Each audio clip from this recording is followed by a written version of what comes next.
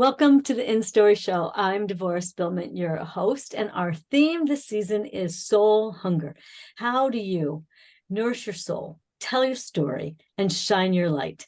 And this is our bonus speaker forum, which I am having so much fun doing. We are on live. We have audience members watching and joining us live, and we have a new group of speakers each day, and then the recordings go on available for everybody to enjoy. So today we're gonna tap into, and we'll see where else we go, but some of the energy of the intersection of intuition and creativity and being empathic and where that leads us. And I guess also kind of the concept of how powerful it is to see that so many of us are doing things in new ways, that there's new energy that we can tap into to do what we do.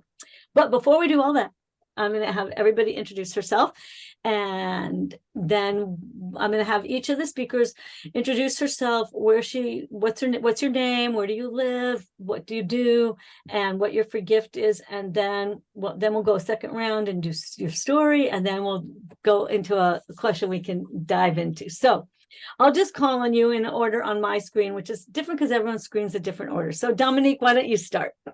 My pleasure. Thanks for having me here. It's a pleasure indeed. And so I'm Dominque Hurley, and I'm an intuitive visionary artist and light worker. I'm coming to you from the city of St. John's on the island of Newfoundland, which is on the very east coast of Newfoundland, very east coast of Canada.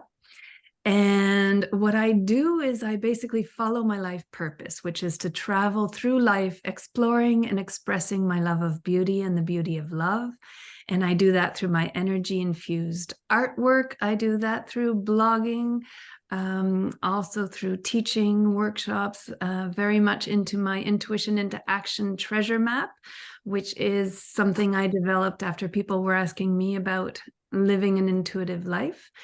And my free gift actually is centered on that. It's a 75-minute tutorial video on the Intuition into Action treasure maps, 5 steps to a happy, healthy life.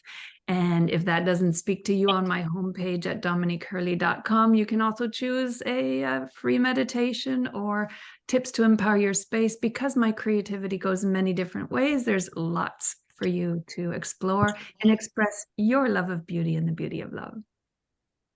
Your love of beauty and the beauty of love. Now that is a wonderful sentence. Oh, just can feel that. All right. So, all right. Thank you so much, Dominque. Romilly.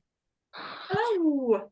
So I'm Romilly in Bristol, England. And through my business, Rom Pom Pom, I help people to use art to find a deep connection to their soul, basically, which for me is a delightful, joyful journey of yeah, it's fabulous. I love it, and I'm so excited to be here and to be able to share it with everybody. So thank you for having me, Devorah.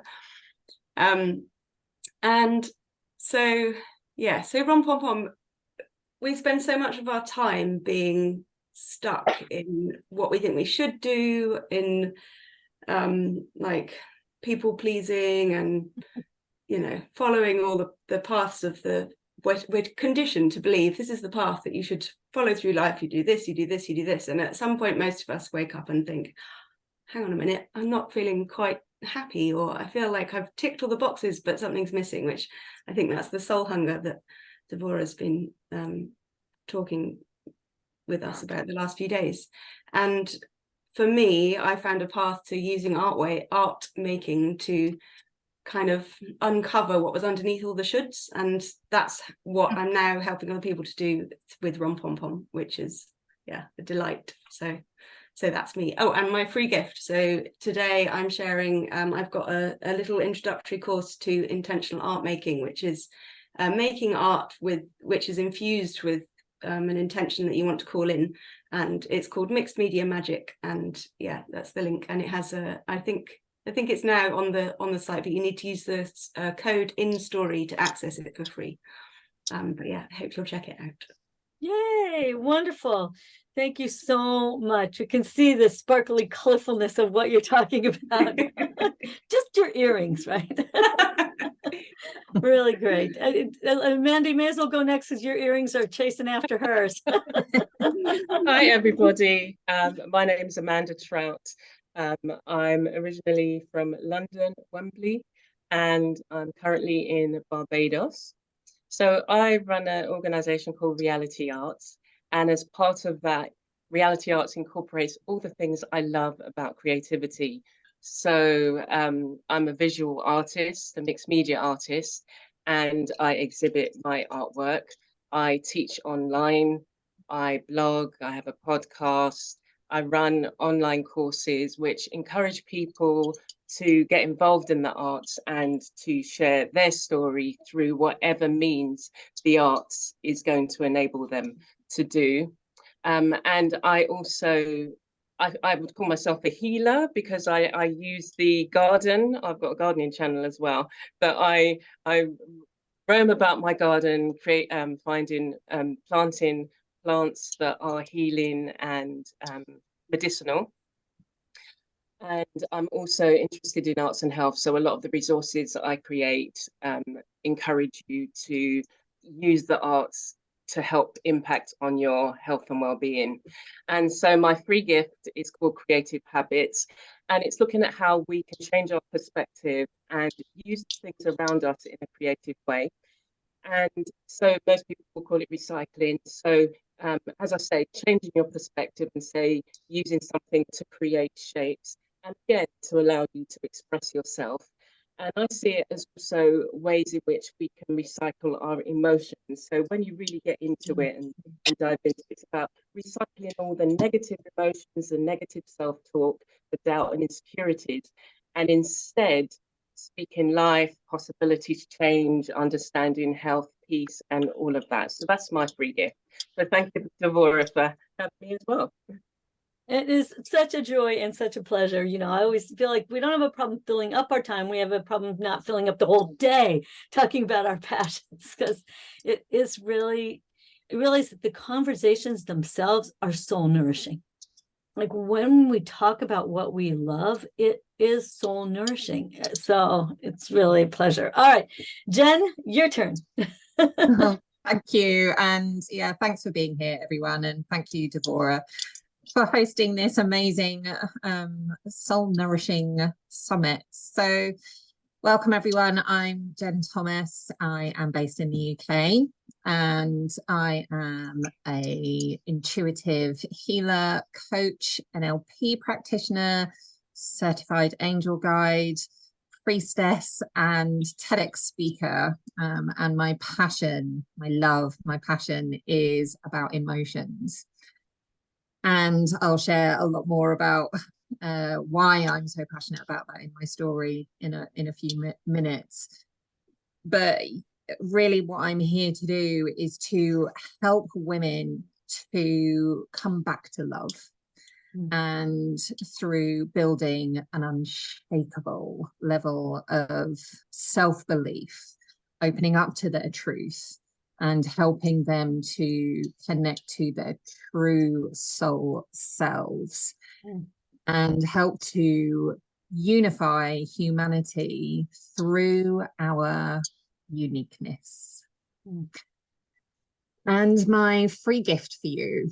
So, and again, in my story, more will become clear about why it's such a passion of mine. But my free gift to you is a daily meditation practice to cleanse, fill up, and protect your energy.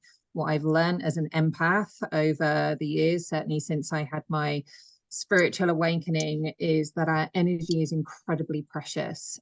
We are very sensitive. If you're here, you are a light worker, you are intuitive, your energy is very precious and sensitive.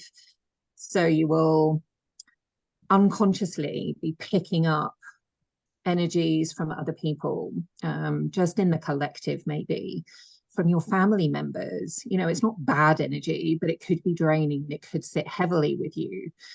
So my daily meditation practice, my signature meditation, it's called a heart bath.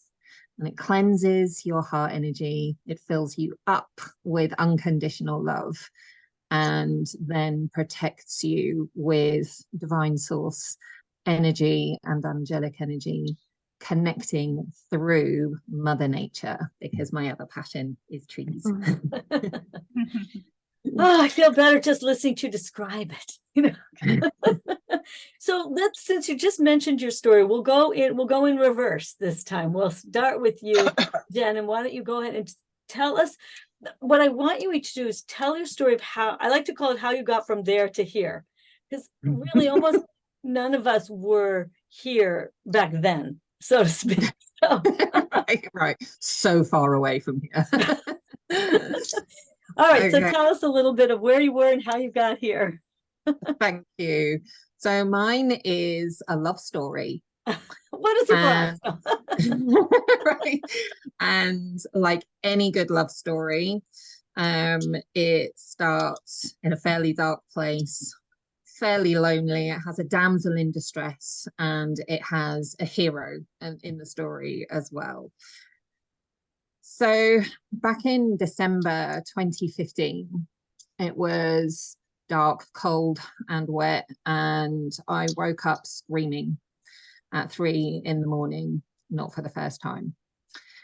And I don't know if you've ever woken up to a really loud screaming noise. It's very disconcerting. And I do remember waking up, what's that noise? What's that noise? And then this realization of, oh, it's me. Oh my God, it's me.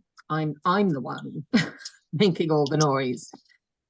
And after decades of suppressing emotions, trauma, unprocessed feelings, my subconscious way, or my body's way of processing that and dealing with it and trying to wake me up to it, was to wake up screaming. Wow. So my soul was literally trying to break free. And I was yearning, truly yearning love. And of course, like in any good love story, I thought that love was going to come externally. And so I was trying all the dating apps and, you know, going out and trying to connect with a romantic partner. It will come as no surprise to many of you that didn't happen. Nothing happened. And I continued to unravel, shall we say, and go into a very self-deprecating state of mind and state of being. So the reason why I was screaming was because, and I think this will be very familiar, worryingly, to a phenomenal amount of people here, is that I'd burnt out. I'd been in a corporate marketing job in the video games industry for the best part of 20 years. I held very senior positions, had great responsibilities. I was good at my job. But my soul was yearning for something very different. And so, being the passionate, driven, determined woman that I am, I pushed on through. I kept going. But I was also telling myself another story. I was telling myself a story that I didn't have a choice. At the grand old age of 39, I told myself I was too old to make a change. I told myself that I wasn't strong enough. I told myself that I wasn't good enough. And slowly my confidence depleted. And the universe worked its magic. And the best thing that could have ever happened for me happened. And I burnt out and I broke free. And in that kind of freedom, I guess, in that recovery period, what I came to realize was that, again, like many of you, I'm sure will recognize, that over the years of suppressing emotions, pushing them aside, burying them, or just pushing on through, I had become numb. I had built up so many layers of protection. I couldn't feel anything. I could feel overwhelm. I could feel stress. I could feel exhaustion, but I couldn't feel anything. I couldn't feel joy, and I couldn't feel love. And now I know that when we build up all those layers of protection and numb ourselves, yes, we make a wonderful, safe, cocooned place for us, but we repel anything. It means that we cannot receive love either. So yes, we may be saying that we're not receiving any kind of love. And that is a very lonely, disconnected, dark place to be. And if any of you have ever been there, my heart goes out to you, and I send you love and light to hold you. So I knew deep down in my soul that I had to find a way to feel love again. I was fairly estranged from my family at that time, so unconditional love was not in my sphere, not in my realm at all. I'd grown up with quite a lot of narcissism and aggression as well, so I had very much learned to become my own person and look after myself. So all right, you have to tell us one last thing, because okay. All right, so my way back home to love and to feel unconditional love was through nature. Mm-hmm. And nature was what helped me to feel again.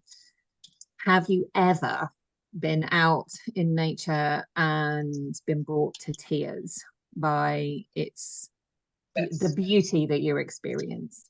That is unconditional love. Yeah, me too. And for so many of us,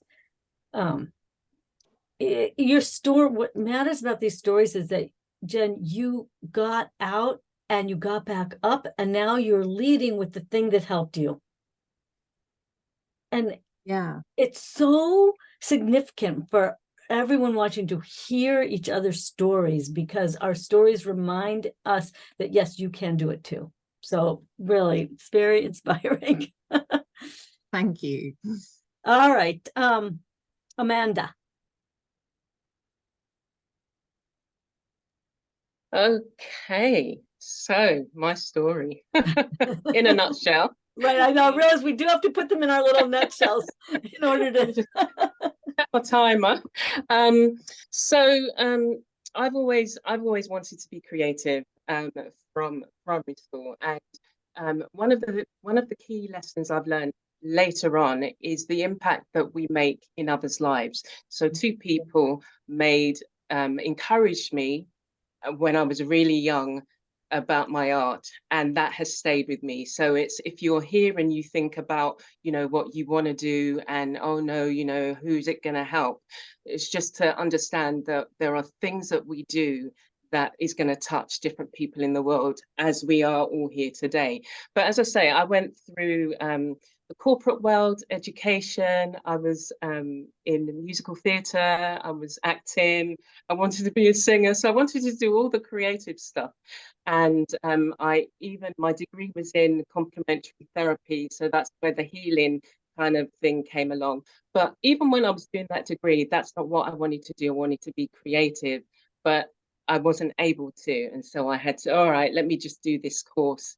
And then I went back into corporate and health, and I was made redundant. If you can turn your thing on mute, I don't know who's come up, but I think it was Caroline. Caroline. Oh, okay. So I was made redundant, and I thought, yes, now's my time to be a full artist, a full-time artist. And then my mother got ill, and she had early stage dementia. And then 15 years later, I was caring for her. So from the time I said, okay, I'm going to be an artist, that was 2007, up until 2014, I was caring for her. And it was just like, oh my gosh, what am I going to do? But during that time, I felt God have a conversation with me, and he said, he mentioned arts and health. So it wasn't a clear, arts and health. It was just arts and health came to mind. And I was sitting with Mum one day around the table, and I was doing art journaling, and I brought a few supplies, and I said to her, do you want to create? Do you want to do some art? And she was like, yes. And so I said to God, I don't want to do this. I don't want to do arts and health. I want to be in exhibitions. I want to sell my work around the world. I want to command millions for my work. And it was just like arts and health. So I followed that. I followed down that road, and I then asked the daycare manager where my mother was going, if they wanted art workshops. And she said, yeah, we'd be up for that. 6 months later, I was just like, I really don't want to do it. And she came back to me and she said, oh, Amanda, those art workshops, are you still interested in doing it? So I was just like, oh, okay then. And she said, pay you. And I was like, oh, okay. And then as I did it, it was working with a group of people with varying stages of dementia, varying other things. And I started feeling so fulfilled from it. And I was thinking to myself, this is so weird, and I, again, Lord, what is it? Are you sure this is what you want me to do? And it was just like, yeah, arts and health. And then as I've been growing now, that's what I decided to do. In my art practice, I realized that whilst I was looking after mum, the only thing that gave me peace was creativity. And then I realized that there are so many ways in which we can use creativity to impact on our health. There are so many women of certain ages, young carers, people who are older, who are looking after somebody and do not have an outlet. And the things that I was doing, the things that I was finding and developing, I realized had an impact. And that's when I started reality arts. And it was just like this, I want to do so many things. Why choose one? Let me bring them all together. And so that's when the course platform came up, the gardening and everything else. And there were 4 or 5 words that God gave me in that time, and I'll close here so we can move on. And it was make room, letting go, change the frequency, limitless, and the more recent one has been thorough, and I'll expand as we go along. Learning how to listen to that deeper message, even when it goes against, like, I'm supposed to be a gallery, and I just, and the other thing I love about what you said is many women I work with have taken a chunk of time to care for an aging parent. And I always say, it is one of the most elevated right things you can do that has a very elevated cost. And if you take the time to do something creative and soul nourishing while you're in caregiving, you'll hear next week Paula talk about that. And it's something very significant, and it's a conversation worth having. Also, we don't talk about it very much, but I think committing to deep soul nourishing creative work while you are doing caregiving for an aging parent is a really life-changing choice. So your model of that, and the fact that you weren't let off the hook from integrating all who you are into this tremendous healing creative practice. So I'm glad you listened. Okay, Romilly. Hello. So funnily enough, I'm also going to go back to 2015, same as Jen. And that was the year that my daughter was born. And I, at the time, I was struggling with the kind of big life change that obviously creates. And I can remember that I watched Brené Brown's The Power of Vulnerability talk, and it had such a huge impact on me. And it made me recognize that I'd kind of like created a huge armor around myself that was made up of like always trying to be liked by people pleasing, like doing what I should do, and ticking all the boxes, and this kind of like, and it sort of created this desire to find out what's actually underneath all of that, and what it would be like to be vulnerable. And could I do it? Because it sort of felt unsafe, really, because there's so much safety in doing all the right things. And so that's where it sort of began for me. And at the same time as So the other frustration that I was experiencing, having just had my daughter, was the lack of time that I had for doing anything for me. And so at the same time, I started doing joyful making, is what I called it. And I started creating and sharing on Instagram, just sort of anything colourful, like what you can see behind me, but anything that I could do that would just bring me joy. And at the time, that was purely because it was something that I, was going to bring me joy. But when I look back, what I realize now about joy is that it is a doorway to connecting to your soul and to stripping back the shoulds, because it's so sort of simple in that it's, it's finding the joy, it's finding that connection to what personally for you, what that joy is. And but yeah, and so that sort of I continued with the joyful making, and have over the journey realized the importance of it for soul connection, and also for actually realizing what it is that you desire, because we spend so long,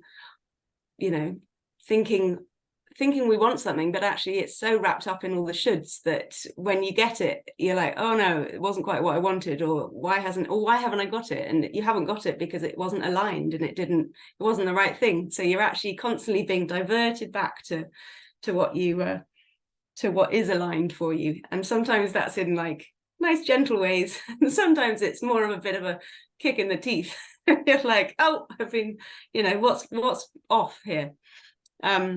But anyway, so over the sort of next 7 years, there was lots of unpeeling of these layers of shoulds and limiting beliefs, and places where I was thinking that I had it all figured out and knew what was going to happen, and obviously didn't. And yeah, so loads of books and courses and podcasts, and just so much kind of learning about how to take these layers away, and carrying on with art making at the same time. And then in 2022, I did the Creatively Fit coaching certification, Whitney Freya certification. And that was the kind of moment where the kind of two things that I was doing sort of made sense together, that and my kind of, I call it intentional art making, which is connecting to joy, kind of building self-awareness, and then creating coherence between what you want and what you're doing. And yeah, so then since then, like, the joyful making has remained, but it's become more soul aligned for me, and helping other people to find that as well. So yeah, I see it all beginning with joy, and it did for me, and I see that as a way for other people. But obviously I also think everybody has their own path to it, so it might be different things there, but yeah. So following joy in every moment, instead of getting caught up in the left brain. I know the answer, because you never do. You never know what's around the corner. There's always so much more possible than you could ever realize. So right. And it's like someone might get that nudge from their job, but I love that you said you got that nudge after you gave birth. Like, there are these very profound turning points that can make you realize that you're giving everything away. Yeah, absolutely. To the point of destruction of the soul, right? And yeah, I've done a lot of things called the Joy Workshop, Joy Intensive, because I'm kind of with you. Like, joy is when I sat down and said, joy is a choice. Yeah. And when at first I was like, no, it's not. If I'm not, it's like. So learning how to make joy a choice is powerful, and I can feel how it's just become this vivacious expression in your world. So very cool, and it's a fun thing to do with kids. Yeah. Really great. Oh, all right, Dominque.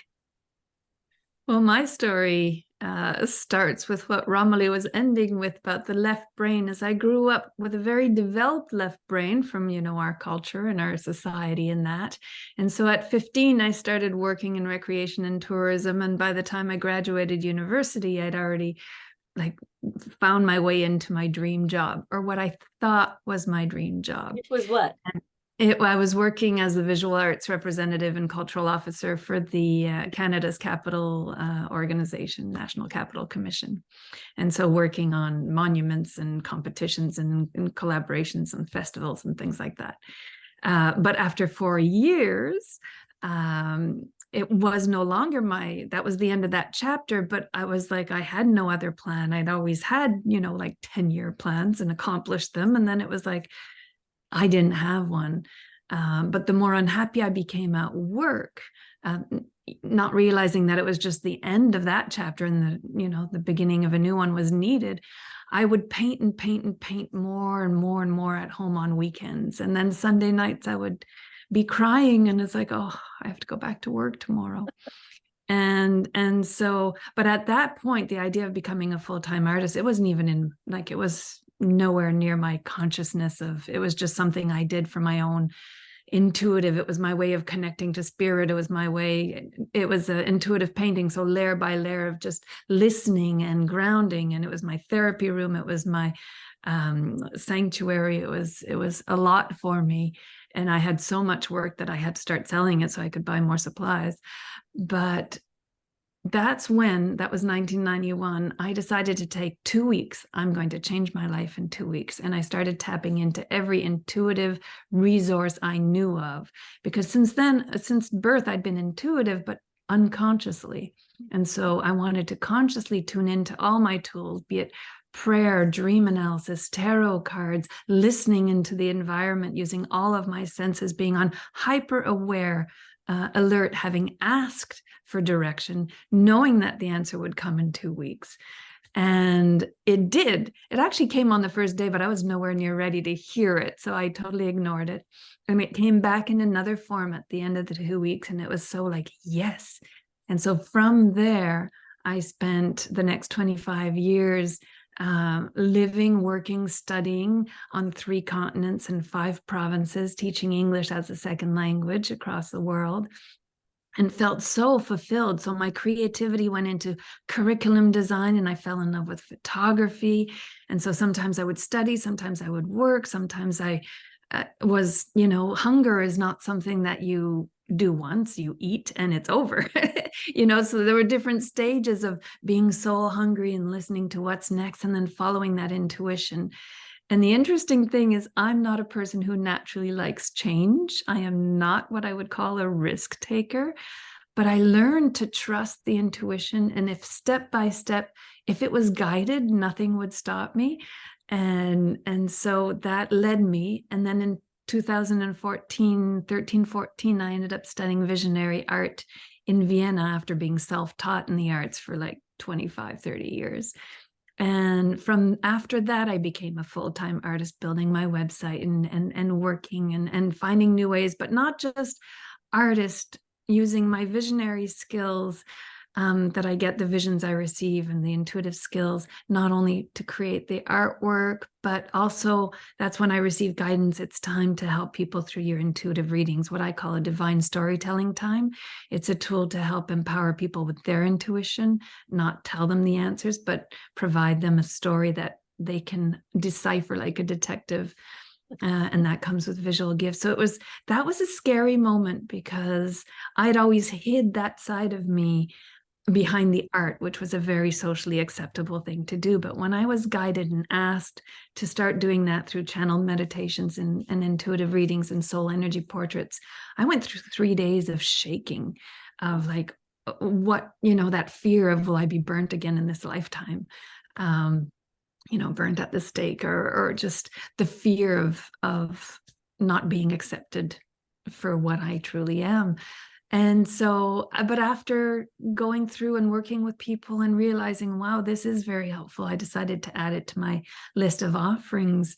And there grew my practice. And then again, just a year ago, that hunger came back of, I'm feeling stuck. And it's like, it's a layer by layer. It's just like an intuitive painting. It's not something that, you find an answer and that's it forever.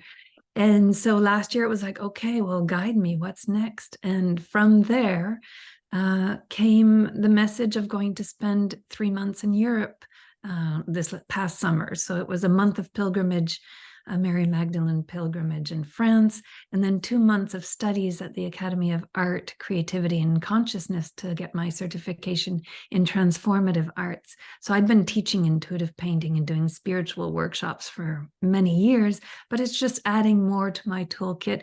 And it was also an opportunity for me to experience it and just let go of the Facebook and the marketing and all of that and just be the student again. I'm an eternal student, I like to call myself. And so, but to get to Italy, and then I was living at an ashram across the street. So it was all part of ashram life and art during the day. And from there, such creativity blossomed that I just filled my cup again. I just satiated myself. And then coming back and it's like, okay, well, how will this new chapter look like? How am I going to bring those elements? So I like to inspire. The name of my business is Dominque Hurley, Intuitive Art and Inspiration, because everything I live, I feel that my story and what I learn, whether it be through the layers of an intuitive painting or through an experience like tapping into my intuition and then asking the left brain, okay, well, how are we going to raise the money to go and do this? And then opening to all those answers. So all that's on my blog. I blog every Tuesday and just share the process. Right now, I'm sharing videos that I created in the summer that are visual prayers and meditations that are just helping people in different ways. And so I think the best way I can help people is to be in my own peace, in my own joy, in my own bliss, as you were saying, and by sharing that. And then from there comes things. And so sometimes there'll be workshops and sometimes it'll be guided meditations. So using my channeling skills, my gifts, not just for myself, but for others. And that takes different forms at different times. But it's been very, very interesting to understand that because I started living this way in like 91, 92, people were like, well, how did you do that? You left like the golden handcuffs. And it was just by talking and talking about it that I realized this was a message I needed to share through the intuition into action treasure map. And it was interesting because in the beginning, there were 3 steps. But then I realized I have to add act, taking those inspired actions, one inspired step at a time, even if you don't know the big picture. It's like a mosaic. You add one piece at a time, and eventually it does this beautiful picture of your life. So you don't have to know. There's no more 10-year plans in my life.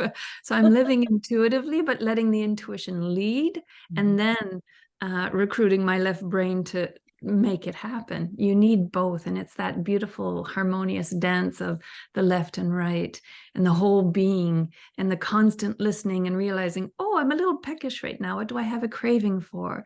Or I'm starving. What feast do I need to bring into my life? So soul hunger and soul nourishment. It's all about nourishing our transformational journeys. And that's what my art does for me. And because I'm channeling and I do energy work, and I've been doing that since the 80s, in my art, it feeds me, and it also feeds anyone that's in contact with them, whether it's online or in person. So it's a very thrilling way and scary way to live if you're not into change or risk taking. Intuition is always an invitation to grow. Right. And Stretching those comfort zones. 100%. And that's sort of what I was thinking when we started this. We are doing things in a new way. Mm-hmm. And we're trusting it. So we don't have time for a really long more conversation, but I'm going to go again in reverse order. We'll start with Jen. And I think I'd love for you to each say, what's one thing that feels new that you do now that maybe it's scary, but it's true that you do it? You know, it could be a practice, a habit, a thought, an idea, but like, you know, Dominque, you sort of launched us off on that with just like saying, this is not, it's like, it can feel scary because it doesn't fit the old model. So just share, you know how at the end of interviews, I often say, share us your one last thing you want to share with us. So that's kind of what we're going to do here, is just leave people with a last inspirational thought that's made a difference to you. All right, Jen, lead us off. Okay. So the word that comes through for me is trust. And I think where so many of us have come from a, perhaps trauma-based background, you know, I think particularly when we're intuitive, sensitive people, most of us, if not all of us, have been through, you know, trauma in one way or another. And so trust becomes very difficult. I think as well as part of our conditioning, where many of us have grown up in this very left-brained, you know, logical society, that we're conditioned and taught and convinced that our emotions are silly. Right. And particularly with, you know, particularly with women, like they're silly, they're not to be valued. And so on some level, we stop trusting ourselves. Yeah. And when we're working with intuition, if we can't trust what we feel, what we sense, what we see, hear, know, then how do we trust ourselves, and how do we then move into a place of flow, of being in the present, of working in that soul alignment? So yeah, if you can cultivate trust, then it will take you to the heavens and back twice over. Yeah, that is and honestly, it's an ongoing work. The development of trust. So I'm really with you on that one. All right, Amanda. Okay, so for me, I think the thing that's happened is that the idea of listening has been the most important thing.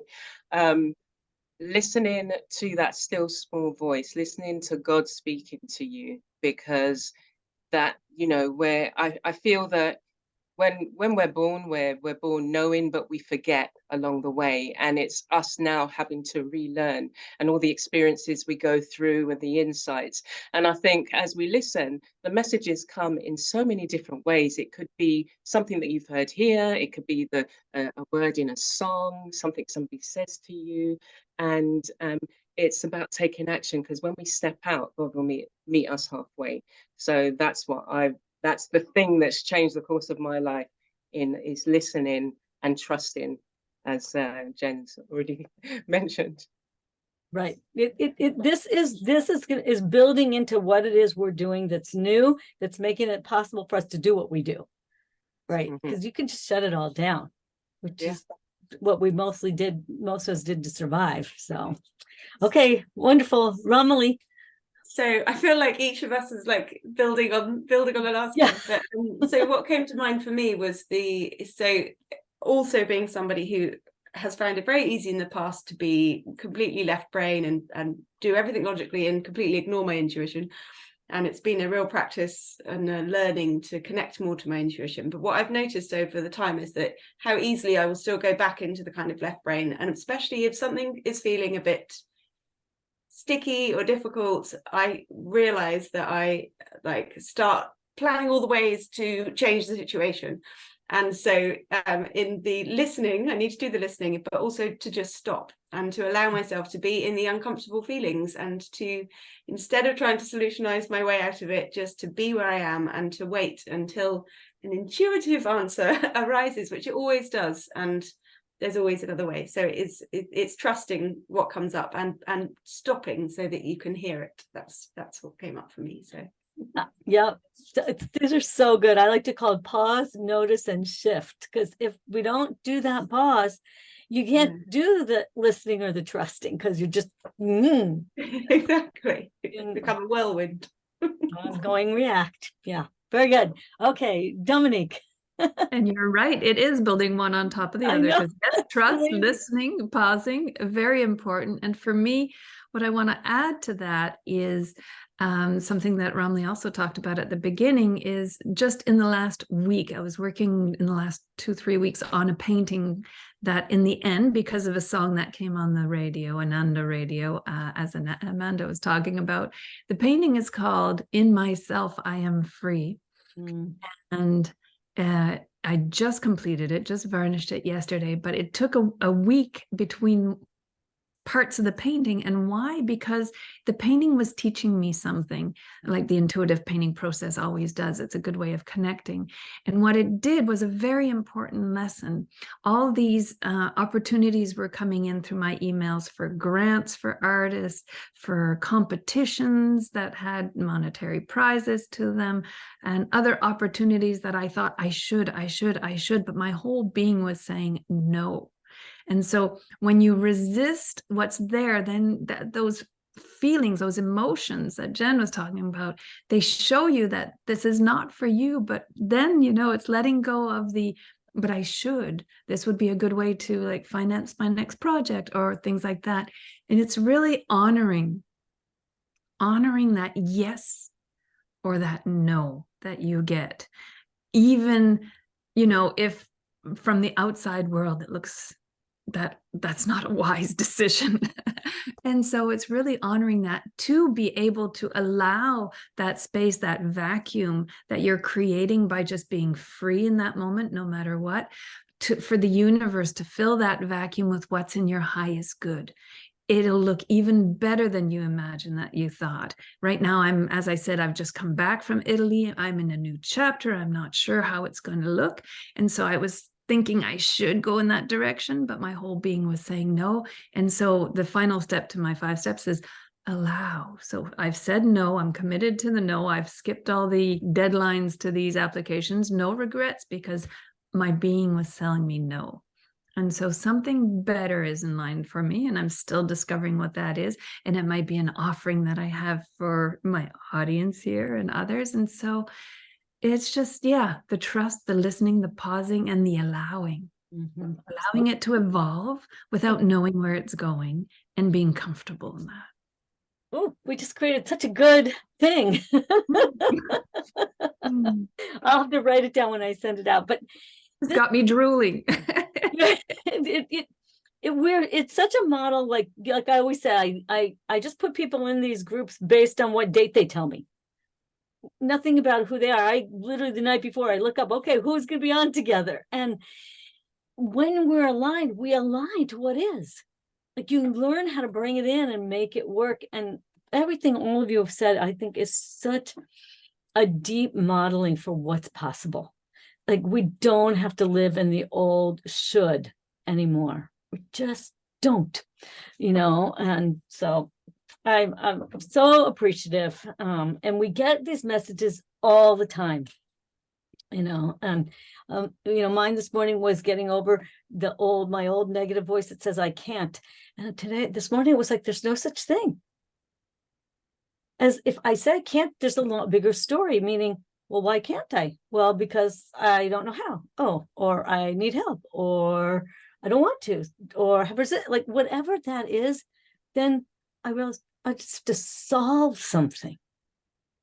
So there's so many ways that we can take this process that we just created here, where you trust your intuition, you listen to God, you pause in that moment to get that truth, wait, and then you become able to honor the truth that's coming to you and allow it. And so I hope we have taught all of you watching something that will help you and inspire you.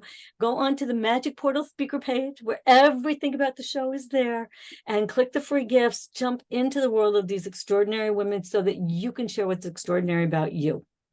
So thank you, everyone who's watching here with us today. Thank you to all of you for sharing your stories and your beautiful messages. Come into the Facebook group, everybody, and share and connect and show up. So thank you. As I always say in farewell, remember to go out in the world, share your story, live your purpose, and be a blessing. Bye, everybody. Bye. Bye. Bye.